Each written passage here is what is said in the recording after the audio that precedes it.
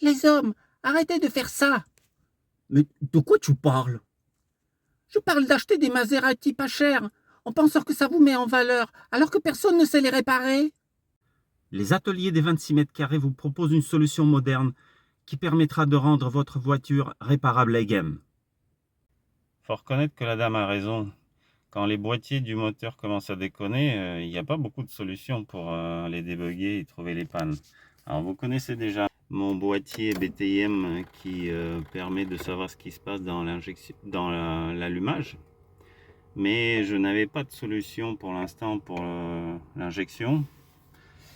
Et voilà, j'ai maintenant un truc que je peux vous montrer.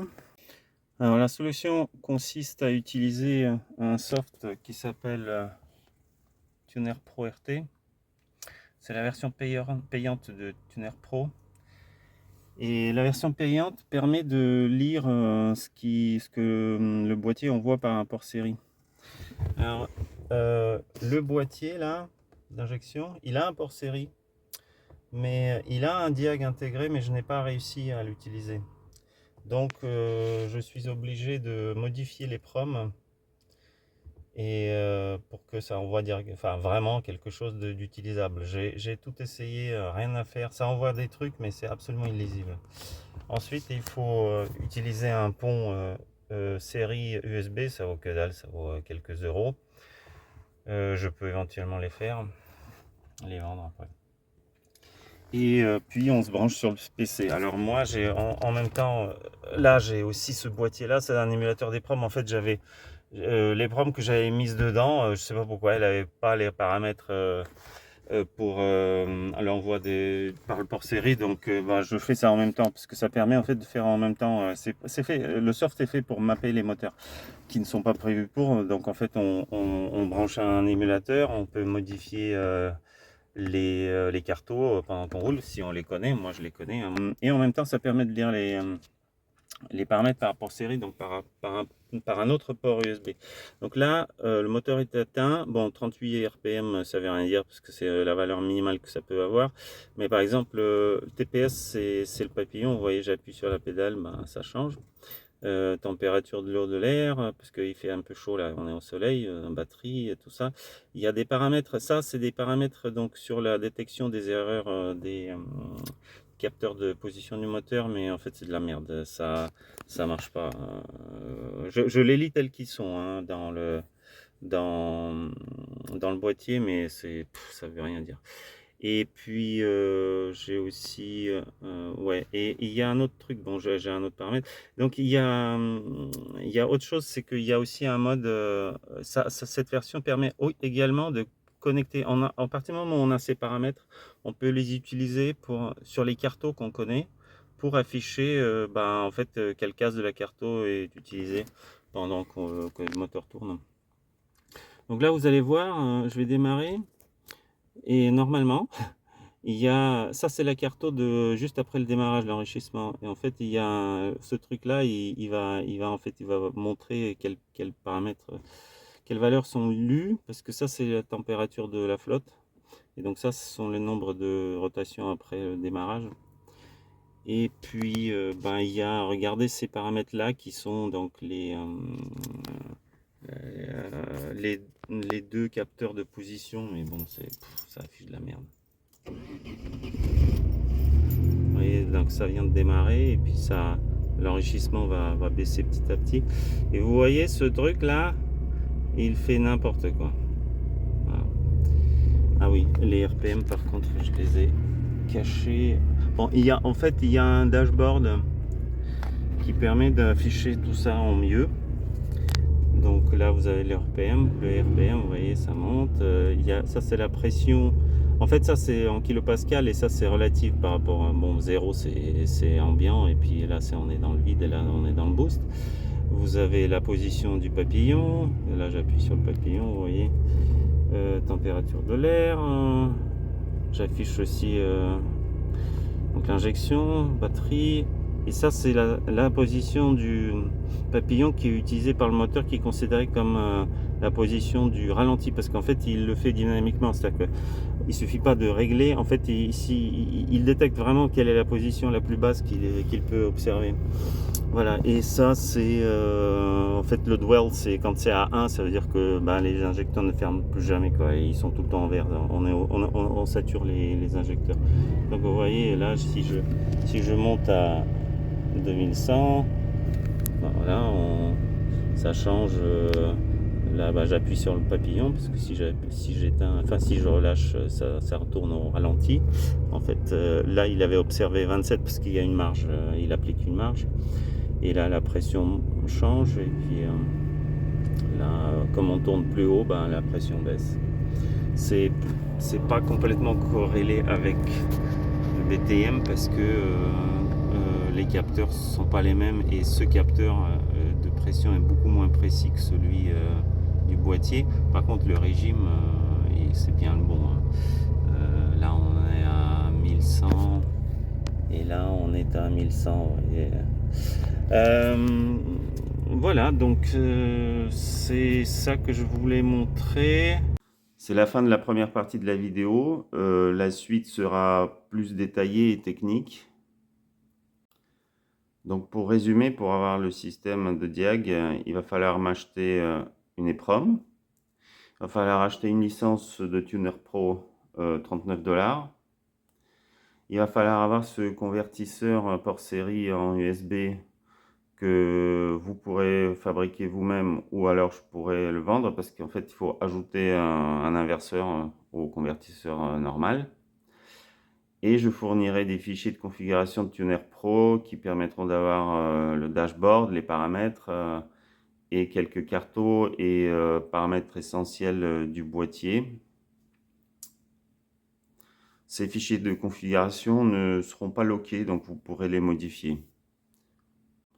À ma connaissance, Tuner Pro n'est possible que sous Windows, donc pas d'iPhone, pas d'Android ni de Mac. Comme je l'ai déjà dit, je suis obligé de modifier l'EEPROM, et ça veut dire que je ne peux le faire que sur les EEPROM que je connais. Donc il y a quelques modèles qui seront exclus pour l'instant, en tout cas. Je le détaille dans la seconde partie. La modification de l'EEPROM, c'est un gros boulot. Et comme je ne suis plus un jeune surexcité qui veut démontrer quelque chose à quelqu'un, je ne le ferai pas gratuitement. Ma motivation sera fonction de l'intérêt que tout ça suscite chez les gens. S'il y a autant d'intérêt que pour le BTIM, c'est-à-dire j'ai vendu 50 BTIM en 7 ans, je ne pense pas que je serai motivé à faire des efforts. Tuner Pro, c'est une mine d'or. C'est un truc qui permet de donc reprogrammer, modifier, tuner les moteurs. Vous êtes libre de l'utiliser, mais pour ça, il faut, pour modifier, donc en roulant, il faut avoir un émulateur d'EEPROM. Moi, je suis ouvert aux suggestions si vous avez besoin de plus de paramètres ou même avoir certaines infos. Donc à la base, je n'ai pas l'intention de modifier lourdement les EEPROM stock. Je peux enlever quelques bugs, quelques trucs inutiles. Bon, évidemment, j'enlève le diag d'origine qui sert à rien. Mais bon, je connais assez bien le firmware, hein, donc le code du boîtier, donc je peux faire des choses, mais ça représente des risques parce que je ne peux pas tester sur des voitures sur des modèles que je n'ai pas. En théorie, on devrait pouvoir brancher aussi le BTIM sur Tuner Pro. Mais si on voulait avoir l'injection et l'allumage en même temps, il faudrait utiliser 2 ports USB et lancer 2 instances du programme, parce que ça passe pas par le même port USB. Donc je ne sais pas si c'est vraiment intéressant. L'autre truc, c'est que le BTM reçoit les infos à une vitesse très élevée du port série. On ne peut pas changer la vitesse. Et je ne suis pas sûr que Tuner Pro s'en sorte à cette vitesse. Une de mes motivations, c'est que je pense qu'avec des systèmes de diagnostic, ces voitures deviendront plus accessibles et ça peut augmenter leur popularité. Puis surtout, ça peut aussi motiver des garagistes, enfin des mécanos, à se former sur ces modèles. Parce qu'aujourd'hui, c'est quand même un gros problème hein, de trouver un mécano compétent pour les biturbos. Donc je vous laisse regarder la deuxième partie. N'hésitez pas à faire des commentaires sous la vidéo, si vous avez un compte YouTube évidemment. Ou alors sur le forum, on peut en discuter aussi. Si vous avez des suggestions ou des questions. Et pour le prix de l'EPROM, c'est pareil. Je n'ai pas décidé parce que je ne sais pas combien de personnes seront intéressées. Je verrai ça. Voilà, salut. Bon, j'ai quelques d'autres trucs à dire. J'ai décidé de le faire dans mon, on va dire, bureau. Là où vous voyez, j'ai mon bench. Donc c'est un autre boîtier, faux capteur, alim, générateur qui fait semblant d'être un moteur. Mauvaise nouvelle, c'est que pour l'instant, ça ne marche que sur tous les 2,8 litres et tous les 24 soupapes. Pourquoi? Parce que les 2 litres et 2 litres 5, 18 soupapes, n'ont pas le même boîtier. Il est à peu près le même que l'autre, c'est la génération d'avant. Et l'EPROM est 2 fois plus petite. C'est à peu près le même code, j'avais regardé, mais c'est pas le même. C'est un très gros boulot de désassembler un boîtier, énorme. J'ai mis, on va dire, des mois, des années. Donc je n'ai pas très envie de le faire pour rien. S'il y a 2 personnes qui sont intéressées, elles se débrouillent. L'autre aspect, c'est ce truc-là, USB, série USB. Malheureusement, le boîtier ne sort pas le signal standard. Le signal standard, il sort du CPU, mais ensuite, il y a un transistor qui inverse le signal. Et donc, on est obligé d'inverser de nouveau le signal pour qu'il soit correct. Donc, en fait, ici, il y a un transistor. Bon, vous pouvez me croire. C'est pour ça que je disais que je pourrais faire cette chose-là, parce que je serais obligé. Mais évidemment, je vais aussi publier le schéma. C'est pas compliqué, mais il va falloir le faire. Enfin, je veux dire, inverser le signal. Maintenant, le soft. Le soft, Tuner Pro RT, la licence, c'est 39 $. C'est que dalle, vu la complexité et ce que ça sait faire. C'est un soft très fiable. La qualité est très bonne. Le mec est toujours en train de le développer. Par contre, la doc est absente. C'est catastrophique. Et comme le soft est assez complexe et qu'en plus, dans les menus et tout ça, beaucoup de choses qui ne sont pas très compréhensibles. Il y a une doc, quand on passe la souris au-dessus des menus, il y a des choses qui apparaissent. Par exemple, là, on va voir des commentaires que j'avais mis. Enfin bon, des choses... bon, vous voyez, il y a des trucs qui apparaissent des fois. Donc, mais par contre... c'est très pénible. Donc, une fois qu'il est configuré, c'est très fiable. Donc, moi, je vais fournir la chose, une config standard, par exemple, un dashboard comme ça. Si vous voulez rien changer, il n'y a pas de problème. Si vous voulez changer, il va falloir apprendre des tips. Bon, moi, je suis là et puis il y a une communauté. Normalement, il y a un forum anglophone, mais je trouve qu'il n'est pas très utile. Ça discute des trucs pas très intéressants. Donc souvent, la plupart des gens qui font ça et qui font en fait ces systèmes, ils lockent, en fait, ils empêchent les gens de modifier ça. Moi, je vais pas le faire.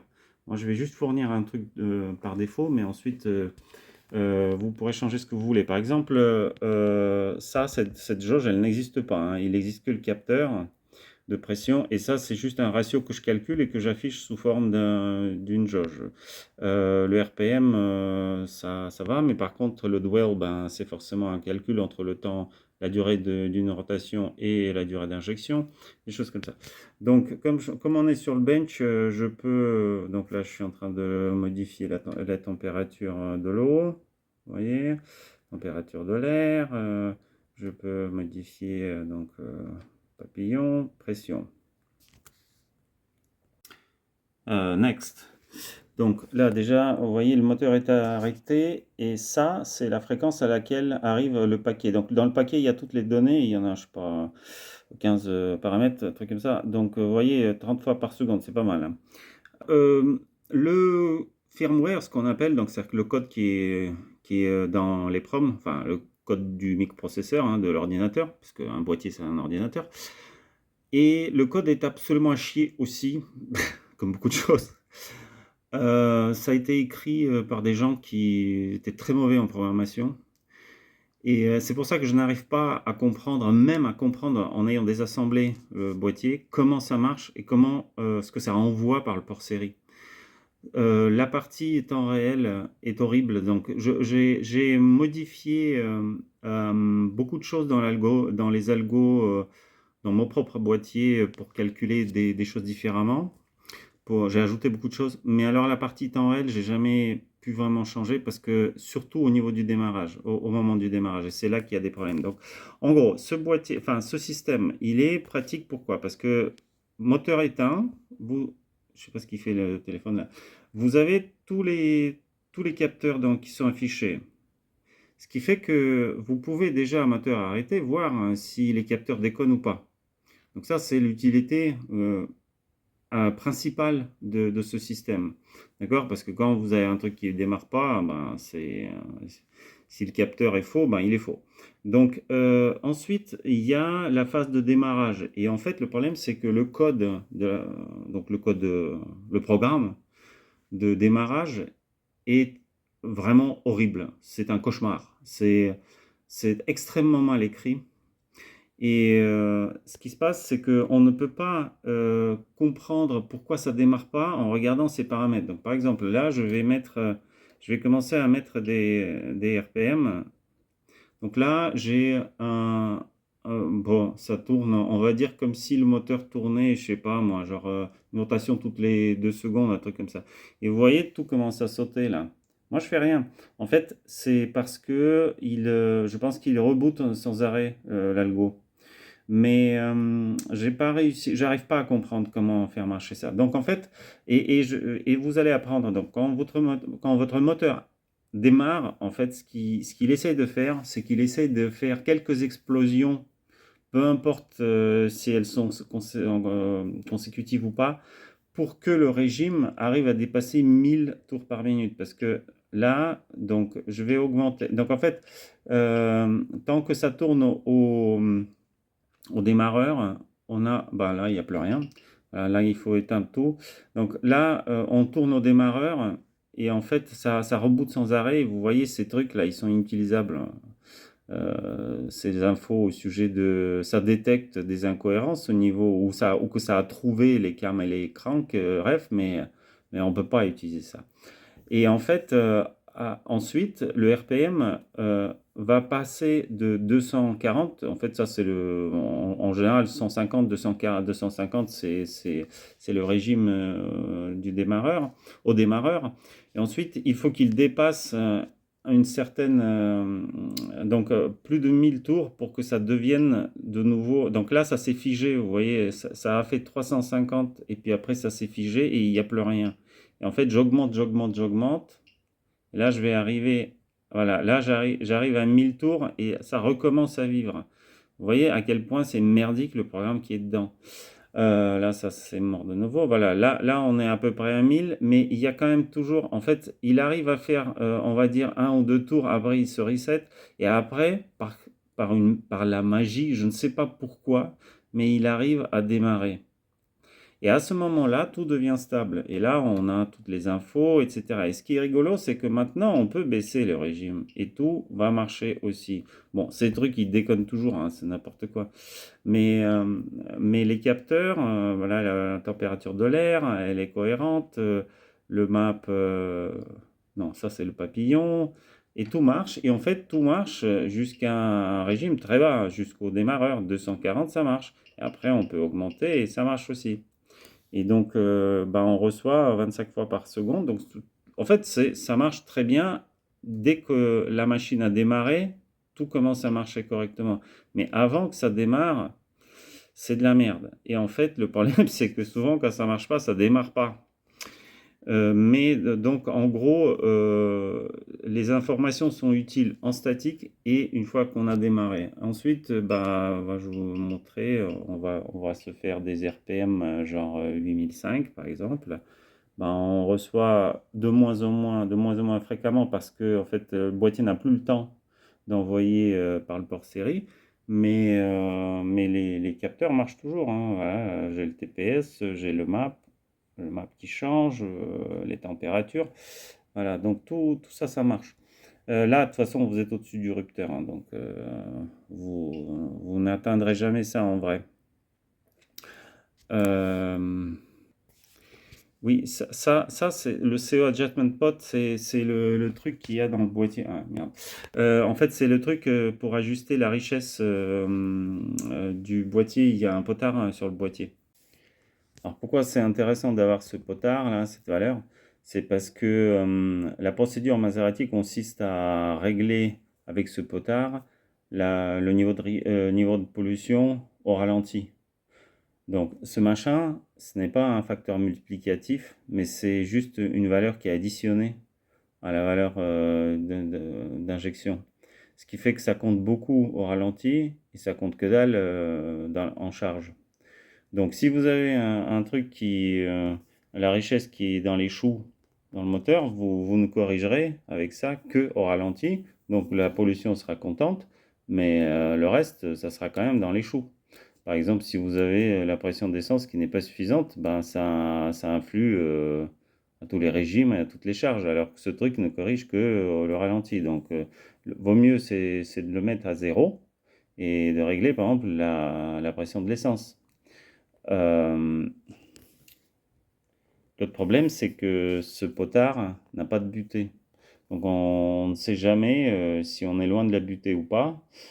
Et après, il tourne en fait à l'infini, c'est-à-dire qu'en fait, il passe du minimum au maximum d'un coup, ou du maximum au minimum, ça dépend de quel sens on tourne.